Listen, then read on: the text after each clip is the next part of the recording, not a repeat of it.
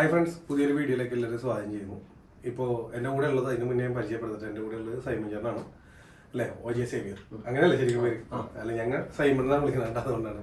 അപ്പോൾ ഇന്നിപ്പോൾ ഈ ഒരു വീഡിയോ ഇടാൻ കാരണം എന്ന് വെച്ചാൽ ഇപ്പോൾ ഇലക്ഷനാണ് മുന്നിൽ വന്നുകൊണ്ടിരിക്കുന്നത് അല്ലേ. അപ്പോൾ നിങ്ങളായിട്ടൊരു അറിവ് ഷെയർ ചെയ്യുക, അല്ലെങ്കിൽ എന്താ പറയുക, ഒരു ഓർമ്മപ്പെടുത്തൽ നമ്മുടെ സമൂഹത്തോട്. അതെ, കാരണം രാഷ്ട്രീയ പാർട്ടികൾ അവർ സ്വയം തിരുത്താൻ തയ്യാറായില്ലെങ്കിൽ നമ്മൾ തിരുത്താൻ തയ്യാറാവണം. എന്നാലേ നാടിന് എന്തെങ്കിലും നമുക്കും നാടിനും ഗുണമുണ്ടാവുള്ളൂ. അപ്പൊ അതിനു വേണ്ടിയുള്ള ഒരു ഓർമ്മപ്പെടുത്തലാണ്. അപ്പൊ ഇപ്പൊ നമ്മൾ പറഞ്ഞല്ലോ ഇലക്ഷനാണ് വന്നതെന്ന്, അതിനെ കുറിച്ച് കുറച്ച് ചർച്ചകൾ ഞങ്ങൾ ചെയ്യാൻ വേണ്ടിയാണ്. നിങ്ങളും കൂടി നല്ലതും കേട്ടിട്ട് അതിനകത്ത് നല്ലത് ജനങ്ങൾക്ക് നിങ്ങളുടെ ഇഷ്ടം, നിങ്ങളുടെ ചോയ്സ് ആണ്. നിങ്ങൾക്ക് വേണമെങ്കിൽ നല്ലത് തിരഞ്ഞെടുക്കാം, അല്ലെങ്കിൽ നിങ്ങൾക്ക് തള്ളിക്കളയാം. അതൊരിക്കലും നിങ്ങളുടെ സ്വന്തം കാര്യങ്ങൾക്ക് വേണ്ടി കണ്ടിട്ടാവരുത്. അല്ല, കുറെ ആൾക്കാർ നമ്മുടെ നാടിനെ നന്മയോർത്ത് നിങ്ങൾ നമ്മുടെ സ്വയം ബുദ്ധി വെച്ച് രാഷ്ട്രീയക്കാരുടെ പറയുന്ന കേട്ടിട്ട് ഉൾക്കൊണ്ടിട്ടാകരുത്. നമ്മുടെ സ്വയം ബുദ്ധി വെച്ച് നമ്മൾ അതിൽ നിന്ന് നല്ലതുണ്ടെങ്കിൽ ഉണ്ടെന്ന് ബോധ്യം ഉണ്ടെങ്കിൽ അത് തിരഞ്ഞെടുക്കുക. അതാണ് പറയാനുള്ളത്. അപ്പൊ എന്താണ് നമ്മുടെ ജനങ്ങളോട് അല്ലെങ്കിൽ നമ്മുടെ ഈ കാണികളോട് പറയാനുള്ളത്? എനിക്ക് ആദ്യമേ പറയാനുള്ളത്, നമ്മുടെ ഇവിടെ ഇപ്പൊ കുറെ രാഷ്ട്രീയ പാർട്ടികളുണ്ട്, ഒരുപാട് രാഷ്ട്രീയ പാർട്ടികളുണ്ട്. ഈ രാഷ്ട്രീയ പാർട്ടികൾ ഇപ്പൊ ഇലക്ഷൻ വരുമ്പോ ഏത് സ്ഥാനത്തേക്കാണെങ്കിലും സ്ഥാനാർത്ഥികളെ നിശ്ചയിക്കും. ഈ സ്ഥാനാർത്ഥികളെ നിശ്ചയിക്കുമ്പോഴത്തേക്ക് ആരെയെങ്കിലും ജനങ്ങളിലേക്ക് അടിച്ചേൽപ്പിക്കാതെ ഇതുവരെയും കണ്ടുവരുന്നത് അതാണ്. ആദ്യം അതിനൊരു മാനദണ്ഡം നിശ്ചയിക്കണം. ഒന്ന്, അവന് ഒരു അടിസ്ഥാന വിദ്യാഭ്യാസ യോഗ്യത വേണം. ഏറ്റവും വലുത് അതാണ്. നമ്മളുടെ നാട്ടിൽ ഇന്നിപ്പോ ഒരു വിദ്യാഭ്യാസം ഇല്ലാത്ത പലരും നാട് ഭരിച്ചതിന്റെ ഒരുപാട് ദുരന്ത ഫലങ്ങൾ നമ്മൾ അനുഭവിക്കുന്നുണ്ട്. നമുക്കത് ഒരുപാട് നാണക്കേടുമാണ്. നമ്മൾ ഈ യുഗത്തിൽ ജീവിക്കുക, AI യുഗം എന്ന് പറയണം. AI യുഗത്തിൽ ജീവിക്കുമ്പോഴും ഈ വിവരവും വിദ്യാഭ്യാസവും ഇല്ലാതെ രാഷ്ട്രീയ പാരമ്പര്യം കൊണ്ടും മാത്രം സ്ഥാനാർത്ഥിയാക്കുന്ന ഒരു പ്രവണതയുണ്ട്.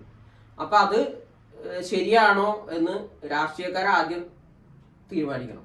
പിന്നെ 2, ആരോഗ്യ പ്രശ്നം. ഇപ്പൊ ശാരീരിക അവശതയും രോഗങ്ങളും ഒക്കെ എല്ലാവർക്കും ഉണ്ടാവും. അതിനെ നമ്മൾ തെറ്റായി കാണുക ഒന്നുമല്ല. പക്ഷെ നമ്മളൊരു സ്ഥാനത്തേക്ക് നമ്മളിപ്പോ ഒരു PUന്റെ ജോലിക്ക് ഒരു അപേക്ഷ കൊടുക്കുമ്പോ നമുക്ക് ഒരുപാട് മാനദണ്ഡങ്ങൾ അവർ പറയുന്നുണ്ട്. വിദ്യാഭ്യാസ യോഗ്യത, ശാരീരിക യോഗ്യത, ഇതല്ല പ്രായപരിധി. അതിന്റെ മേളിലിരുന്ന് നമ്മളെ ഭരിക്കുന്ന ഒരു ഭരണാധികാരിക്ക് ഇതൊന്നും വേണ്ടേ? എന്തുകൊണ്ട് ഈ രാഷ്ട്രീയ പാർട്ടികൾ ഇതൊന്നും കണക്കിലെടുക്കുന്നില്ല? വിദ്യാഭ്യാസത്തെ പോലെ തന്നെ പ്രായപരിധി ഒരു മാക്സിമം ഒരു 65, പോട്ടെ ഒരു 70, അതിന്റെ അപ്പുറത്തേക്കുള്ള ഒരാളെയും ഇലക്ഷന് നിർത്തുകയോ ജനങ്ങൾ അവരെ തിരഞ്ഞെടുക്കുകയോ ചെയ്യരുതെന്നാണ് എൻ്റെ വ്യക്തിപരമായ അഭിപ്രായം. കാരണം ഒരു പ്രായം കഴിയുമ്പോൾ നമ്മൾക്ക് എല്ലാവർക്കും അറിയാം, നമ്മൾക്ക് ഓർമ്മശക്തികൾ കുറയും, നമ്മൾ പ്രവർത്തിക്കാനുള്ള കാര്യക്ഷമത. അതുകൊണ്ടാണ് ഈ പെൻഷൻ പ്രായം 60 ആക്കി വെച്ചേക്കുന്നത്, 58, 60 ഒക്കെ ആക്കി വെച്ചേക്കുന്നത്. നമുക്ക് ജോലിക്ക് കയറിയ പെൻഷൻ പ്രായം വെച്ചേക്കുന്നത്. പിന്നെ അതിന്റെ മേളിലിരുന്ന് നമ്മളാ ഈ കേരളത്തിൽ ഒട്ടുക്കും ഭരിക്കേണ്ട മന്ത്രിമാർക്കും MLA-മാർക്കും എന്തുകൊണ്ട് ഇത് ബാധകമല്ല എന്നുള്ളതാണ് എൻ്റെ ചോദ്യം. അതൊരു ശരിക്കും പറഞ്ഞ ഒരു വിവേചനം തന്നെയാണ്, അല്ലേ? പിന്നെ ഇന്നിപ്പോ മന്ത്രിസഭയിൽ മന്ത്രിമാരായിട്ട് ഇരിക്കുന്നവര് തന്നെ അത് ഈ പല പല പാർട്ടികൾ കൂടി ചേർന്ന ഒരു മുന്നണിയാണ് നമ്മുടെ നാട് ഭരിച്ചുകൊണ്ടിരിക്കുന്നത്. ഈ മുന്നണി സംവിധാനത്തിൽ ആ പാർട്ടി ആരെ അടിച്ചേൽപ്പിക്കുന്നു അയാൾ മന്ത്രി. എഴുന്നേറ്റ് നടക്കാനും കൂടി പാടില്ലാത്ത ആൾക്കാർ ഇന്ന് നിലവിൽ മന്ത്രിസഭയിൽ ഇരിപ്പുണ്ട്, നമ്മളുടെ മന്ത്രിസഭയിൽ ഇരിപ്പുണ്ട്. ഒരു കഴിവും ഒരു തന്റെ പല കാര്യങ്ങളിൽ അവരുടെ വകുപ്പുകളിൽ നടക്കുന്ന കാര്യങ്ങളിൽ വരുമ്പോഴത്തേക്കും നമ്മൾ കണ്ടിട്ടുണ്ട്. ഇങ്ങനെയുള്ളവരെ ദൈവം ഏത് ഇലക്ഷന് നിർത്തുകയോ രാഷ്ട്രീയ പാർട്ടികൾ ഇലക്ഷന് നിർത്താതിരിക്കുക. ഇവിടെ കഴിവും പ്രാപ്തിയും വിദ്യാഭ്യാസവും പ്രായം കുറവുള്ള ആൾക്കാർ ഒരുപാടില്ലേ, അവർക്ക് അവസരങ്ങൾ കൊടു. ഇവര് ഈ മരിച്ചാലേ ഈ സ്ഥാനം വിടുകയുള്ളെന്നും പറഞ്ഞ് ഇങ്ങനെ കടിച്ചു തൂങ്ങിയാൽ ജനങ്ങൾ അവര് മാറ്റാൻ തയ്യാറായില്ലെങ്കിൽ ജനങ്ങൾ അങ്ങനെയുള്ളവർക്ക് ദയവ് ചെയ്ത് വോട്ട് ചെയ്യാതിരിക്കുക. ഏത് പാർട്ടി ആയാലും അതിൽ രാഷ്ട്രീയം നോക്കരുത്. രാഷ്ട്രീയക്കാരെ നിർത്തുന്ന ആള് അവന് ഈ മാനദണ്ഡങ്ങളൊന്നും ഇല്ലെങ്കിൽ അവനെ വോട്ട് ചെയ്യാതിരിക്കുക. നമ്മളെ ഭരിക്കേണ്ടവരെ നമ്മൾ തിരഞ്ഞെടുക്കുമ്പോൾ നമ്മളുടെ ബുദ്ധി ഉപയോഗിച്ച് ക്വാളിറ്റി ഉള്ളവനെ തിരഞ്ഞെടുത്തില്ലെങ്കിൽ നമ്മളുടെ നാട് ഈ അവസ്ഥയിൽ തന്നെ പോകും. പ്രബുദ്ധരായ മലയാളികളെന്ന് നാടൊട്ടുക്കും വിളിച്ചു പറഞ്ഞിട്ട് നമ്മളാണ് ഏറ്റവും അധംപതിച്ചിരിക്കുന്നത്.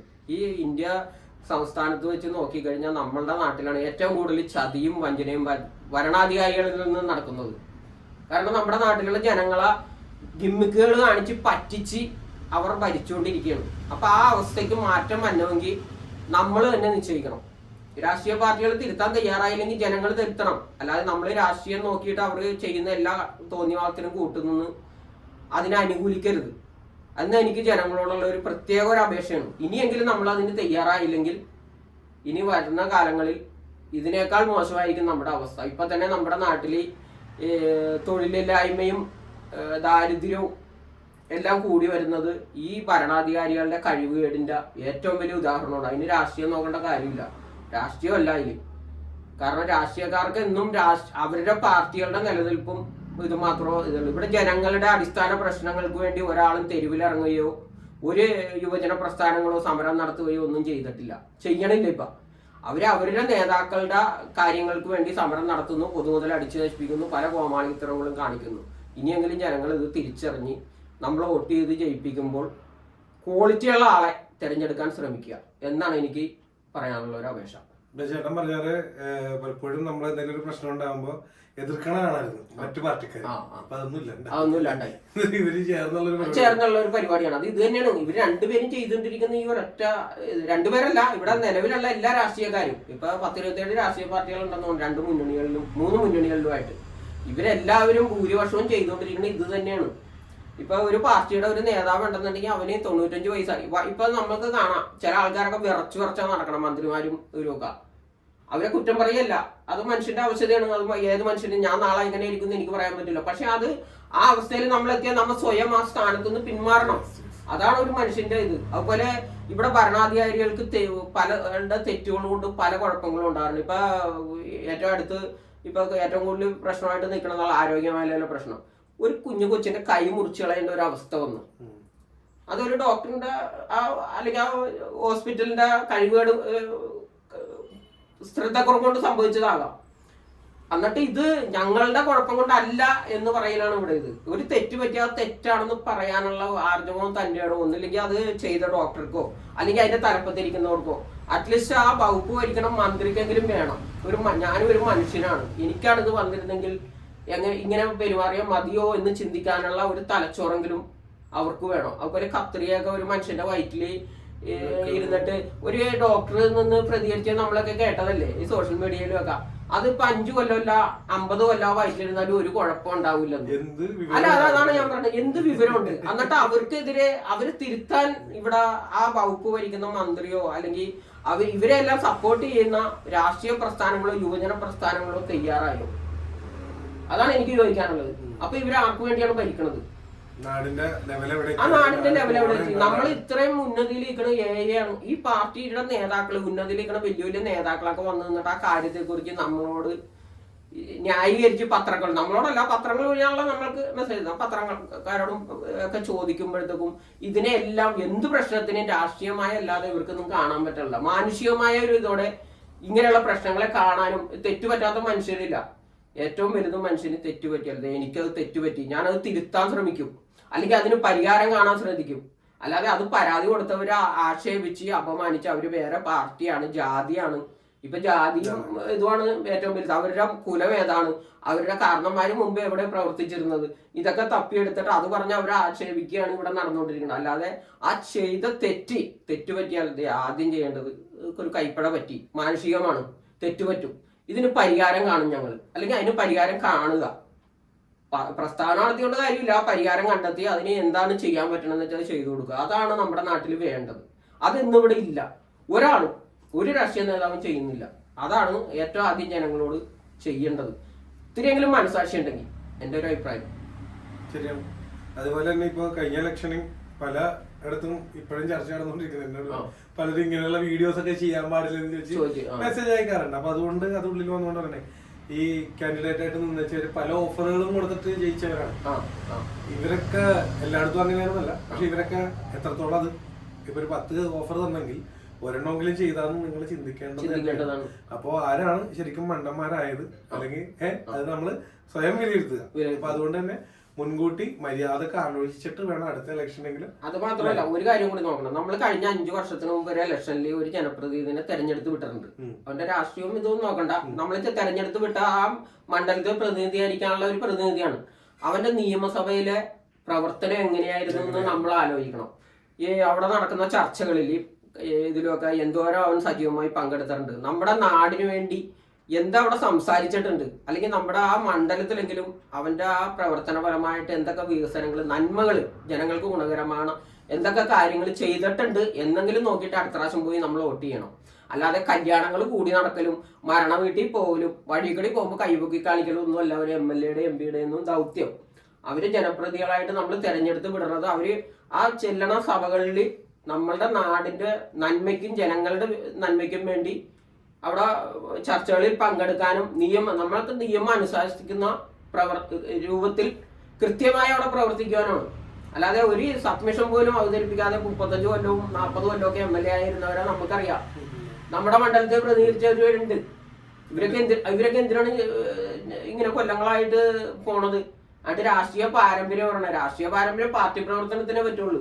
MLA ആകെ രാഷ്ട്രീയ പാരമ്പര്യമല്ല വേണ്ടത്, കഴിവും തന്റെ ഇടവും വിദ്യാഭ്യാസവുമാണ് വേണ്ടത്. അതെല്ലാവരെയും നോക്കി തിരഞ്ഞെടുക്കാനും നമ്മൾ വോട്ട് ചെയ്ത് വിജയിപ്പിക്കാനും പിന്തുണയ്ക്കാനും ശ്രമിക്കുക. അവർ നല്ലത് ചെയ്താൽ നമ്മൾ അവരുടെ കൂടെ നിൽക്കണം, അവർക്ക് സപ്പോർട്ട് ചെയ്യണം. അവരാ എതിർ പാർട്ടികളെ എതിർത്താൽ നമ്മൾ അവർ ചെയ്ത നന്മയ്ക്ക് അവരെ സപ്പോർട്ട് ചെയ്യണം. അപ്പോഴേ അവർക്ക് വീണ്ടും നന്മ ചെയ്യാനായിട്ട് സന്മനസ്സും തൻ്റെ ഇടവും ഉണ്ടാവുള്ളൂ. അതും നമ്മൾ ജനങ്ങളുടെ ഒരു കടമയാണ് എന്നാണ് എനിക്ക് പറയാനുള്ളത്. അപ്പൊ സൈമൺ ചേട്ടാ നന്ദി, ഇത്രയും കാര്യങ്ങൾ ഷെയർ ചെയ്ത്. അപ്പൊ നമ്മുടെ കാണികൾക്ക് ഇഷ്ടപ്പെട്ടെന്ന് വിശ്വസിക്കുന്നു. നിങ്ങൾക്ക് നല്ലതാണെന്ന് തോന്നിയാൽ അല്ലെ തിരഞ്ഞെടുക്കാം. അത്ര തന്നെ, അതിൽ കൂടുതലൊന്നും പറയാനില്ല. കാണികൾക്ക് എന്ന് പറഞ്ഞാൽ ഇത് പൊതുജനങ്ങൾക്ക് സമൂഹത്തിൽ നമുക്ക് ഇനി നമ്മുടെ തലമുറ ഇവിടെ ജീവിക്കണമെന്നുള്ളവർക്ക് ചിന്തിക്കുക, അത്രേ ഞങ്ങൾക്ക് പറയാനുള്ളൂ. പിന്നെ നമ്മുടെ ചാനലിൽ ആദ്യമായിട്ടാണ് ഇങ്ങനെ വീഡിയോ ഉണ്ടെങ്കിൽ ഇപ്പൊ തന്നെ ഫോളോ ചെയ്തേക്കാം. ഇതുപോലുള്ള അറിവുകൾ അല്ലെങ്കിൽ നിങ്ങളായിട്ട് ഷെയർ ചെയ്യാനുള്ള കാര്യങ്ങൾ നിങ്ങൾക്ക് അങ്ങോട്ടും ഇങ്ങോട്ടും ഷെയർ ചെയ്യാം. നിങ്ങളുടെ കാര്യങ്ങളൊക്കെ എന്തെങ്കിലും പറയാനുണ്ടെങ്കിൽ അല്ല, എല്ലാവരും അവരവരുടെ അഭിപ്രായങ്ങളും സ്വാതന്ത്ര്യങ്ങളും വിളിച്ചു പറയണം, സ്വന്തമായിട്ട് വിളിക്കുക. അതിന്റെ പറയാത്തതിന്റെ അവസ്ഥയാണ് നമ്മൾ കണ്ടുകൊണ്ടിരിക്കുന്നത്. അത് പറയണം. ഇപ്പൊ വോട്ട് ചോദിച്ച് നമ്മുടെ വീട്ടിൽ വന്നവരോടാണെങ്കിലും നമ്മൾക്ക് ചോദിക്കാനുള്ളത് കൃത്യമായിട്ട് നമ്മൾ ചോദിക്കണമെന്നാണ് എന്റെ അഭിപ്രായം. അവരോട് നമ്മൾ ചോദിക്കണം. അല്ല, നിങ്ങൾ കഴിഞ്ഞ 5 കൊല്ലം ഇന്ന കാര്യങ്ങൾ പറഞ്ഞിട്ട് ഇന്ന കാര്യങ്ങൾ ഇവിടെ ചെയ്തോ, അതിലെന്തൊക്കെ ചെയ്തു, നിങ്ങൾ ഇന്ന തെറ്റ് ചെയ്തപ്പോഴത്തേക്കും അതിനെ നിങ്ങൾ എതിർത്തോ എന്ന് ചോദിക്കാനുള്ള ഒരു തന്റെ ഇടമെങ്കിലും നമ്മൾ കാണിക്കണം. പേടിക്കേണ്ട കാര്യമില്ല, നമ്മൾ ആരെയും പേടിക്കേണ്ട കാര്യമില്ല എന്നാണ് എൻ്റെ അഭിപ്രായം. അതിനുള്ള സ്വാതന്ത്ര്യമെങ്കിലും ഇപ്പൊ നിലവിൽ നമുക്കുണ്ട്. ഇനി എത്ര നാളത് ഉണ്ടാവുമെന്ന് അറിയില്ല.